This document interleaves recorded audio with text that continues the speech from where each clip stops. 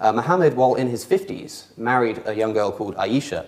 And I say young, she was 6 at the time. Not 16 or 60, but 6. Now, of course, he didn't consummate the marriage when she was 6 years old. That would be quite outrageous. He waited another 3 years until she was 9. Hey guys, welcome back to the channel. Today I've stumbled across this debate between Alex O'Connor and two Muslim debaters, Abdullah Al-Andaloo and Mohammed Hijab at Oxford University. And what happens here is absolutely fascinating. Alex brings up some of the most controversial historical topics in Islamic scripture and tradition, and the Islamic side has to defend them as morally correct because they claim objective morality from God. The logical trap Alex sets up here is absolutely masterful, and watching how this philosophical argument unfolds is really interesting. So make sure you watch until the end, and please comment down below where you're watching from. I really love to see people from all over the world connecting in here. All right, now let's get into the video. That's the first point.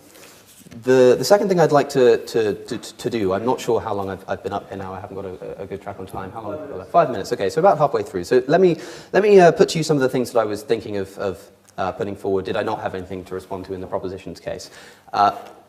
I'm sure that there's going to be a lot of discussion of metaphysics this evening. There's going to be a lot of discussion of arguments for the existence of God, the existential arguments, let's call them. And so I wanted to take a brief moment to bring up what might seem like an irrelevancy, but is certainly not.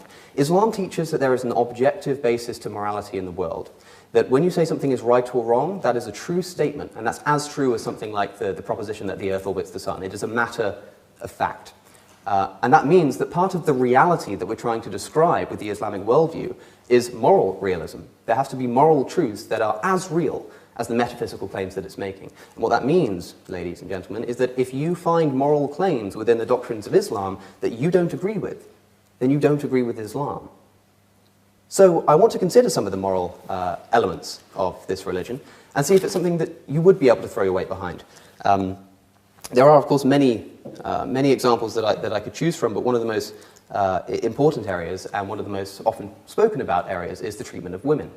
Now, this is problematic because a lot of the time people will point to practical examples. They'll say, look at Saudi Arabia. Women weren't able to drive until very recently, but this is ridiculous. Saudi Arabia can quite easily be shown to not be a real Islamic state, and it's very easy to make a case that that's the state and not the religion. So let's turn to the doctrine itself. Let's turn to the scripture. What do we find?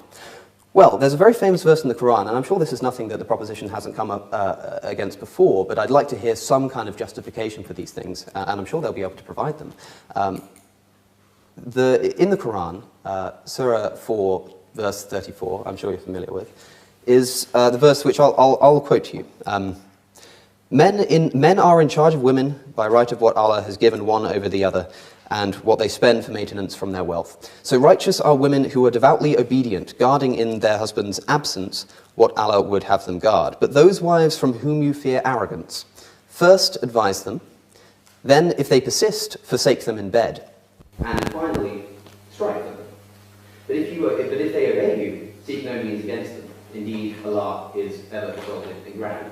So what we have is a situation where if a wife is disobedient, of course first you Okay, so Alex is doing something brilliant here, and I need you to understand why this approach is absolutely devastating. He's not just challenging Islam on moral grounds. He's setting up a philosophical trap that the other side cannot escape from. Watch how he does this. He establishes that Islam teaches there is an objective basis to morality in the world. That's the foundation, right? Islam claims moral realism, meaning when you say something is morally right or wrong, that's as true as saying the earth orbits the sun. It's a fact, not an opinion, not a cultural preference, but an actual objective truth about reality. And here's where the trap closes. Alex says if you find moral claims within the doctrines of Islam that you don't agree with, then you don't agree with Islam, period. This is huge because he's not letting them hide behind interpretation or cultural context or any of that. He's saying your scripture makes objective moral claims. So either you defend them as objectively correct, or you admit your moral system has problems. There's no middle ground here. And that is exactly why he brings up Surah 4, verse 34. This isn't some obscure verse that nobody knows about. This is one of the most discussed and debated passages in Islamic scripture about the treatment of women in marriage. Now, let me be crystal clear about why this matters. This isn't Alex misrepresenting anything. This is what the text says according to multiple translations,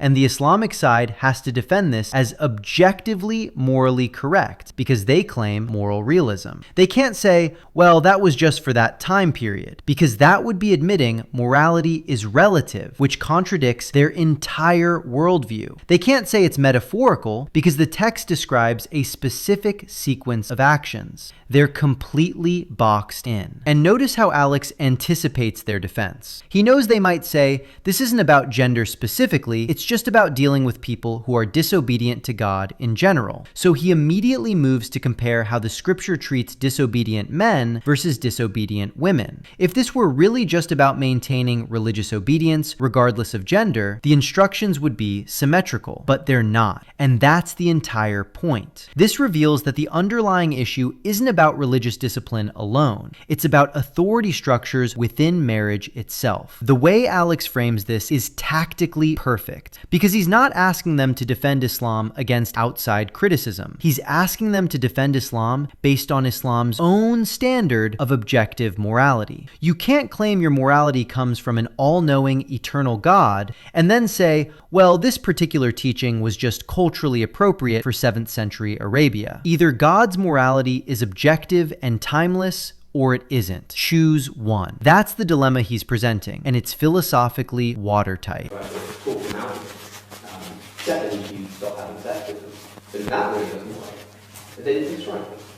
Now, okay. Perhaps this isn't a thing about women. Perhaps this is just a thing about violent behavior. It's just about striking people who are disobedient, and not even disobedient to the husband, but disobedient to God. If someone's being disobedient to God, then they need to be set right. And perhaps the only way to do that sometimes is with physical violence. Well, okay, if that's the case, then let's look at a comparison from a hadith reported by Al-Hakim on disobedient men. So this is in reference to wives talking about their husbands. She should not beat him in case she is stronger than he. If he is more in the wrong than she should plead with him until he is reconciled. If he accepts her pleading, all well and good, and her plea will be accepted by Allah. Well, if he is not reconciled with her, her plea will have reached Allah in any case. So if a woman is disobedient to a man or disobedient to a god, whichever framework you want to think about it, the first thing that the wife should do, if the man is disobedient, is to try and talk him out of it. And if that doesn't work, it's not a problem, because Allah's going to hear it anyway. But if a wife's disobedient to a husband, then sure, he should still try and talk her out of it. But if that doesn't work, well, then you can strike them. Seems to be a bit of an inequality here. And that inequality is only highlighted when we look at the rest of that same hadith. It's preceded by the following. It is not lawful for a woman who believes Allah to allow anyone... it is not lawful for a woman who believes in Allah to allow anyone in her husband's house while he dislikes it. Okay, well, back in the times that this book was written, men were primarily the owners of wealth, so it makes sense if the man is the owner of property, perhaps it should be his decision who's allowed on the property. That's not so much a problem. But let's continue. She should not go out of the house if he dislikes it, and should not obey anyone who contradicts his orders. It's getting a bit more questionable now. And to finish off, the very next sentence is, she should not refuse to share his bed. And you can take that to mean what you will.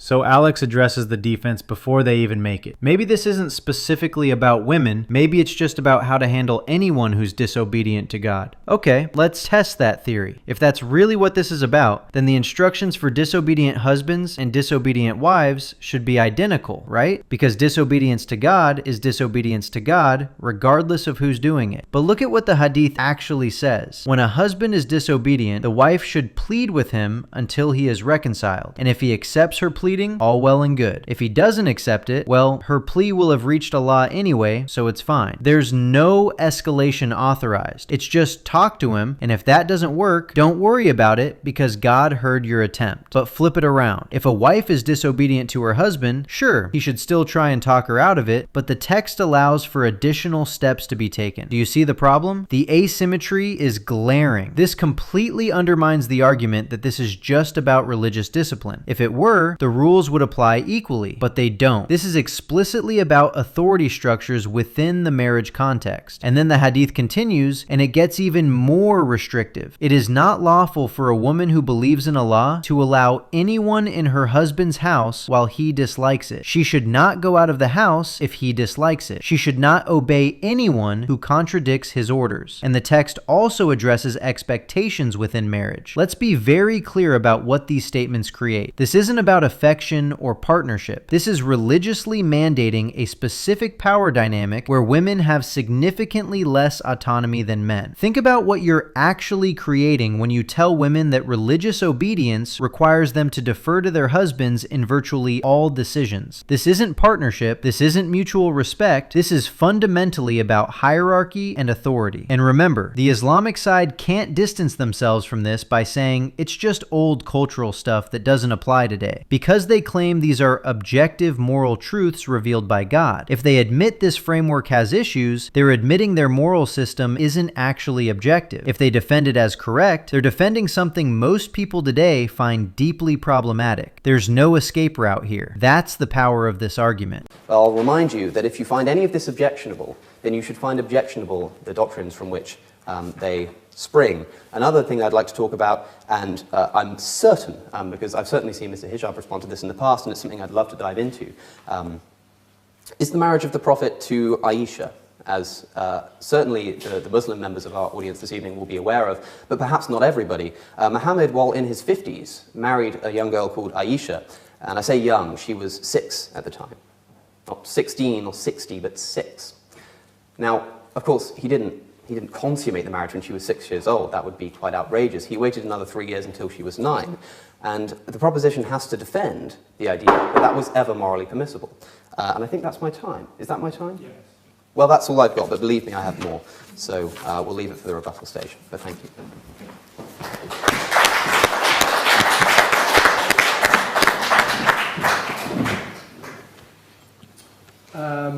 If the next speaker on proposition, Mohammed, thank you.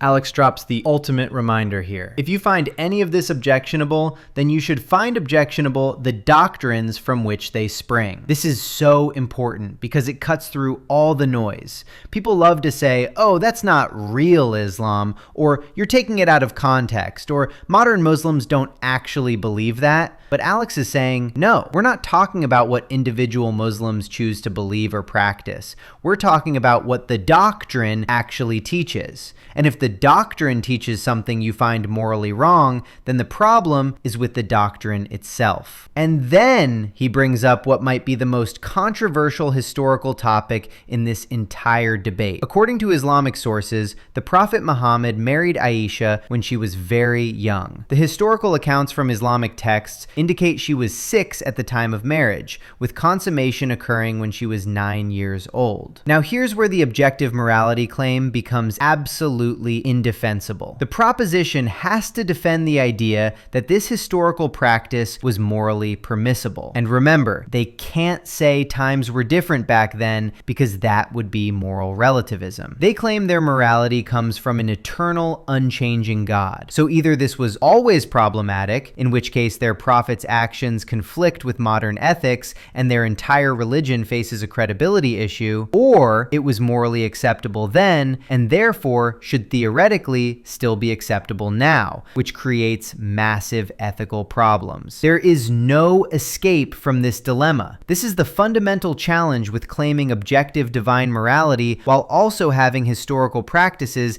that clearly conflict with contemporary moral standards. You're forced to either abandon your claim of objectivity or defend historical practices that modern society universally rejects. And the fact that this involves the founder of the religion himself makes it exponentially more difficult, because you can't dismiss it as just some follower who got it wrong. This is the prophet, the person Muslims consider the perfect example. This is why the moral argument is so effective. When you claim to have perfect eternal morality handed down from God, you don't get to cherry pick the comfortable parts. You're stuck defending all of it as objectively correct, including the historical practices that make modern audiences deeply really uncomfortable. Alex just systematically challenged the Islamic moral framework in under 6 minutes by simply quoting their own sources and asking them to defend it based on their own standards. Absolutely masterful debating technique. So what do you guys think of this? Leave your thoughts down in the comments. Please like and subscribe, and I will see you in the next video.